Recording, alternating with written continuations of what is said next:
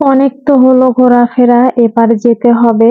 তার কারণ বিদায়ের ঘন্টা বেজে গিয়েছে। চাইলেও আর থাকা যাবে না, গন্তব্যে ফিরতে হবে। মন না চাইলেও যেতে হবে। কাছের মানুষদেরকে বিদায় জানিয়ে চলে যাচ্ছি এবারের মতো। তবে ইনশাআল্লাহ খুব শীঘ্রই আবার ফিরবো। তবে এবারের মতো বিদায়। আসসালামু আলাইকুম, সবাইকে ওয়েলকাম জানাচ্ছি আরো একটি নতুন ভিডিও দেখার জন্য।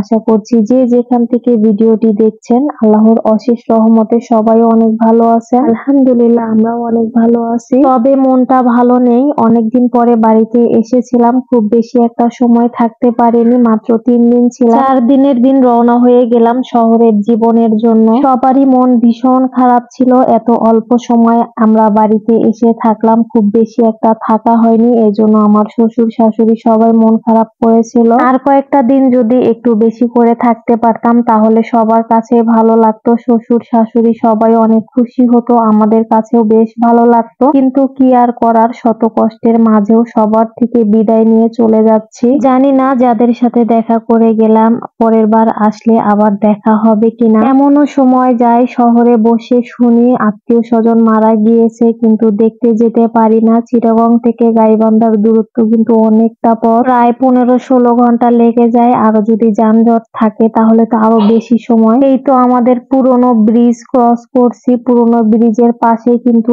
আবার নতুন ব্রিজ নির্মাণের কাজ চলছে। ব্রিজটা কিন্তু অনেক বছর আগের, প্রায় ভেঙে গিয়েছে। আর এই তো এটা হলো আমাদের নদী। আগে যখন নানির বাড়িতে দাদির বাড়িতে বেড়াতে আসতাম এই নদীতেই কিন্তু গোসল করা হতো। আর এই নদীটা আমার নানির বাড়ির সামনে, যদিও নদীতে এখন পানি অনেক কম। পানি যখন বেশি থাকে তখন কিন্তু দেখতে অনেক ভালো লাগে। আমাদের ব্রিজটা ক্রস করলেই কিন্তু আমার নানির বাড়ি, আর তারপরে কিন্তু 1 মিনিটের পথ আমার দাদির বাড়ি। আর আমার দাদির বাড়ি মানে হলো আমার শ্বশুর বাড়ি। আমার আব্বারা 6 ভাই 2 বোন, আমার আব্বা সবার ছোট, মানে ভাইদের ভিতরে আমার আব্বা 6 নম্বরে। আর আমার ফুপু 2 জন সবার ছোট। আমার শ্বশুর আব্বা কিন্তু আমার আপন জ্যাঠা। আমার আব্বারা যে 6 ভাই, 3 নাম্বার ভাই যিনি উনি আমার শ্বশুর আব্বা। তারার বাবা আর আমি, আমরা কিন্তু চাচাতো জ্যাঠাতো ভাই বোন। আমরা ছোটকাল থেকে বড় হয়েছি ঢাকা শহরে, একদম ছোটকাল থেকে শহরে থেকেছি। জন্ম গ্রামের বাড়িতে, কিন্তু আমাদের বেড়ে ওঠা পড়ালেখা 3 ভাই বোনের সবকিছুই শহরে। আমার আব্বা একজন ব্যবসায়ী মানুষ, সেই সূত্রে আমাদের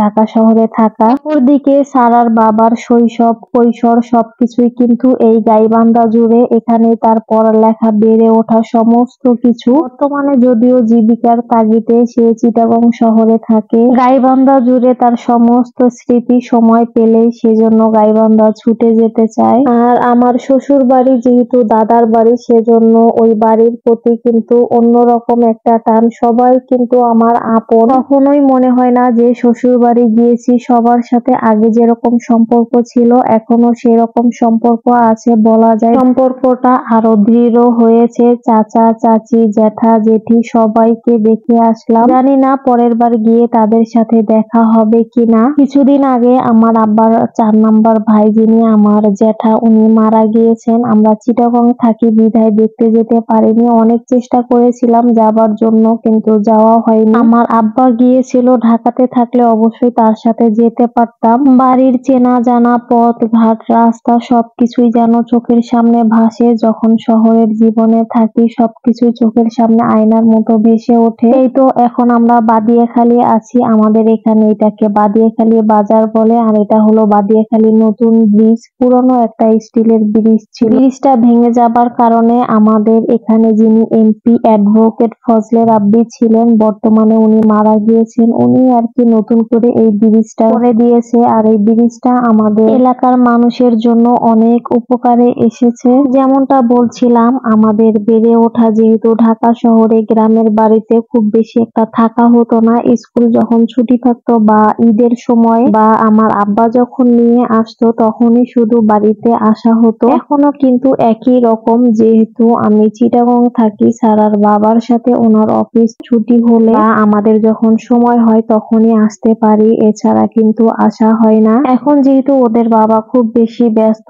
সেজন্য বছরে 2 বার আসা হয়। এর আগে আর একটু বেশি আসতে পারতাম। গ্রামের মনোরম পরিবেশে আসলে সবারই কিন্তু অনেক ভালো লাগে। আমি যখন ছোটবেলায় আসতাম তো আমার কাজিনদের সাথে অনেক আনন্দ করতাম। বিশেষ করে আমার যে কাজিন আমার সমবয়সী শারমিন, ওর সাথে সমস্ত গ্রাম ঘুরে বেড়াতাম, সারাদিন ওর সাথেই থাকতাম। আবার মামাতো বোন ছিল, ওদের সাথে অনেক সময় কাটাতাম। দাদা বাড়ি আর নানা বাড়ি যেহেতু পাশাপাশি ছিল, সেজন্য দুই দিকেই কিন্তু থাকা হতো। সারাদিন এ বাড়ি আর ও বাড়ি এরকম করে ঘোরাঘুরি করতাম। বাড়িতে আসা প্রতিটা সময় যেন অন্যরকম ছিল। এবার যেমন সারা একটু বড় হয়েছে, সবার সাথে খেলাধুলা করছে বা মিশতেছে, ওদের সাথে এদিক সেদিক বেড়াচ্ছে, যেমন ওর কাছে আনন্দ লাগছিল। আমি ওকে দেখে আমার মনে হচ্ছিল যেন আমি আমার শৈশবকে দেখতে পাচ্ছি। সেজন্য আর নিষেধ করিনি। আমার যেমন এক সময় এই শৈশবগুলো চোখের সামনে ভেসে ওঠে, তেমনি ভাবে ও যখন বড় হবে ওর কাছেও মনে হবে যে ছোটবেলায় গ্রামে গিয়ে কত আনন্দ করেছিল। সময় কারো জন্য থেমে থাকে না, সময় তার আপন গতিতে ছুটতেই থাকে। মানুষকেও কিন্তু সেরকম তার গতি মতো চলতে হয়। তারাকে নিয়ে বেশ কয়েকবার আমি একাও গিয়েছিলাম গ্রামের বাড়িতে আমার শ্বশুর আব্বার সাথে। তখন ও ছোট ছিল, খুব বেশি একটা ছোটও না, ৩-৪ বছর হবে এরকম। তো আমাদের বাড়ির বাহিরে ও কখনোই যেত না, ও সব সময় বাড়ির ভিতরে একা একা খেলাধুলা করতো। এবার যেহেতু মাশাআল্লাহ একটু বড় হয়ে গিয়েছে, সবার সাথে মিশছিল, ওর সমবয়সী যারা ছিল ওদের সাথে খেলাধুলা করছিল, দেখে আমারও অনেক ভালো লাগছিল। আর আমার দাদার বাড়ি, আমার জ্যাঠারা যারা আছে সবার জায়গা কিন্তু আলাদা আলাদা করে ভাগ করা এবং আলাদা আলাদা করে যে যার মতো বাড়ি করেছে। সেই সূত্রে আমার নিজের বাবার বাড়ি আর শ্বশুর বাড়ি দুইটাই কিন্তু আলাদা আলাদা। আমার বাবার বাড়ি রাস্তার একদম সাথে আর আমার শ্বশুর বাড়িটা একটু ভিতরে। আমার রুমের জানালা থেকে আমার বাবার বাড়ি দেখা যায়। পরবর্তীতে ইনশাআল্লাহ যখন যাব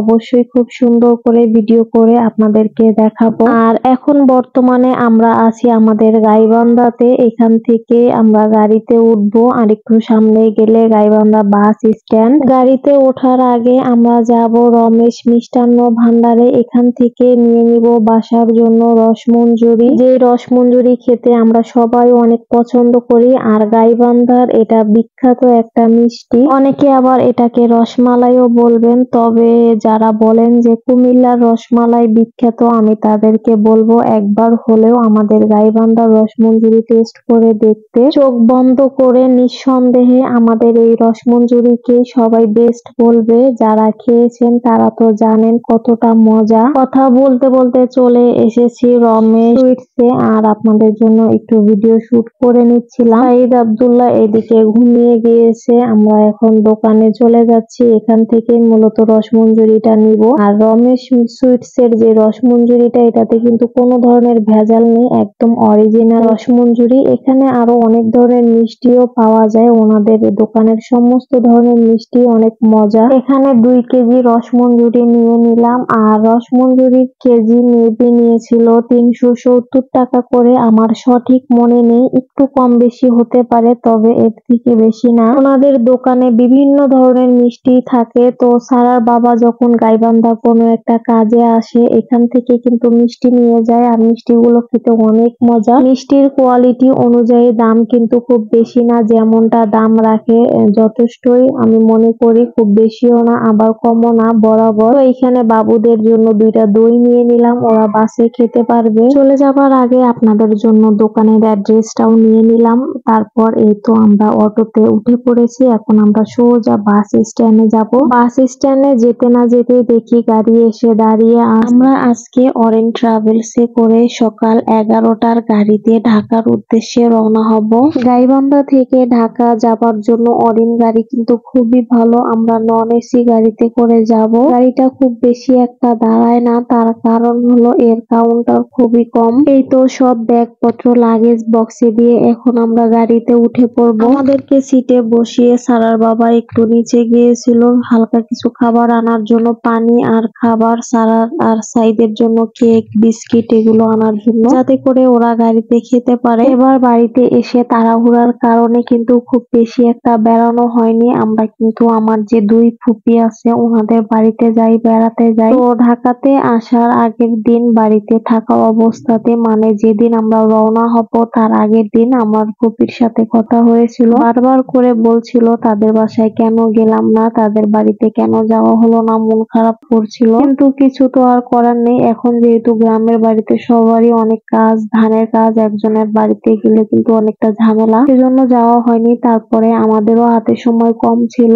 আর একমাত্র ননদের বাড়িতেও যাওয়া হয়নি, প্রতিবারই ওদের বাড়িতে যাওয়া হয়, এবার যেতে পারিনি। তবে ইনশাল্লাহ পরবর্তীতে যখন আসবো তখন অবশ্যই বেশি সময় নিয়ে আসবো এবং সব জায়গাতেই বেড়াবো। এই তো আলহামদুলিল্লাহ আমাদের বাস সঠিক সময়ে ছেড়ে দিয়েছে আর আমরা ঢাকার উদ্দেশ্যে রওনা হয়ে গেলাম। বাস থেকে বাইরের যে গ্রামের প্রাকৃতিক পরিবেশের যে দৃশ্যটা দেখতে কিন্তু অনেক ভালো লাগে, খোলা মাঠ, ঘাট, নদী, নালা দেখতে অনেক ভালো লাগে। আর এই তো চিকন চিকন রাস্তা, এগুলো আমার কাছে অনেক ভালো লাগে। কারা কারা গ্রামের প্রাকৃতিক সৌন্দর্য পছন্দ করেন অবশ্যই কমেন্টস করে জানাবেন। আর যারা যারা আমার ইউটিউব চ্যানেলটিতে নতুন এসেছেন অবশ্যই চ্যানেলটিকে সাবস্ক্রাইব করে দিবেন। ভিডিওটি ভালো লাগলে একটি লাইক দিয়ে দিবেন। আর যারা আমার ভিডিওগুলো ফেসবুক পেজ থেকে দেখেন তারা অবশ্যই পেজটিকে ফলো দিবেন, লাইক দিবেন। আপনাদের কমেন্টস গুলো পড়তে কিন্তু খুবই ভালো লাগে। এবং যারা আমার ইউটিউব চ্যানেলটিকে সাবস্ক্রাইব করে সম্পূর্ণ ভিডিওটা দেখেছেন তাদের সবাইকে জানাচ্ছি অসংখ্য ধন্যবাদ। এরপর গাড়ি থেকে খুব বেশি একটা ভিডিও শুট নেওয়া হয়নি, আমাদের যাত্রা বিরতি দিয়েছিল সিরাজগঞ্জে, ওখানে হোটেলে নেমে আমরা দুপুরের খাবারটা খেয়ে নিয়েছিলাম। তারপর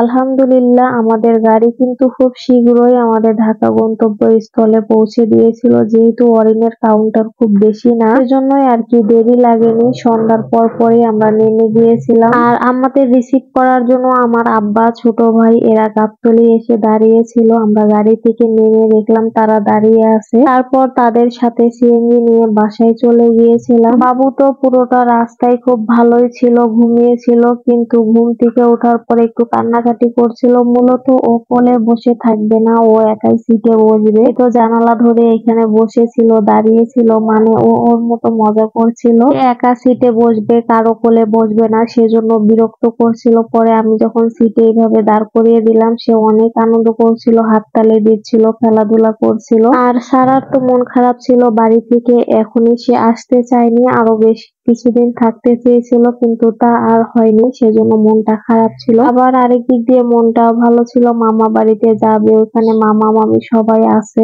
আমাদেরকে ঢাকা পৌঁছে দিয়ে ওদের বাবা আবার চিটাগং ব্যাক করবে, তো বলেছিল ওনার সাথে যাবার জন্য, কিন্তু সারা রাজি হয়নি, সে আরো কিছুদিন থাকতে চায়, যেহেতু তার মাদ্রাসা অনেকটা সময় বন্ধ। নানা বাড়িতে আরো কিছুদিন বেড়াবে তারপরে যাবে, এরকমটা বলছিল। তো কি আর করার, তারপরে ওর বাবা একাই চিটাগং এ গিয়েছিল আর আমরা ঢাকাতে ছিলাম। আজকের ভিডিওতে অনেক কথাই আপনাদের সাথে শেয়ার করলাম, ভুল ত্রুটি হলে ক্ষমা সুন্দর দৃষ্টিতে দেখবেন। আর কেমন লাগলো অবশ্যই কমেন্টস করে জানাবেন। আজকে এই পর্যন্তই, আপনাদের থেকে বিদায় নিয়ে নিচ্ছি। আপনারা সবাই ভালো থাকবেন। আল্লাহ হাফেজ। আসসালামু আলাইকুম।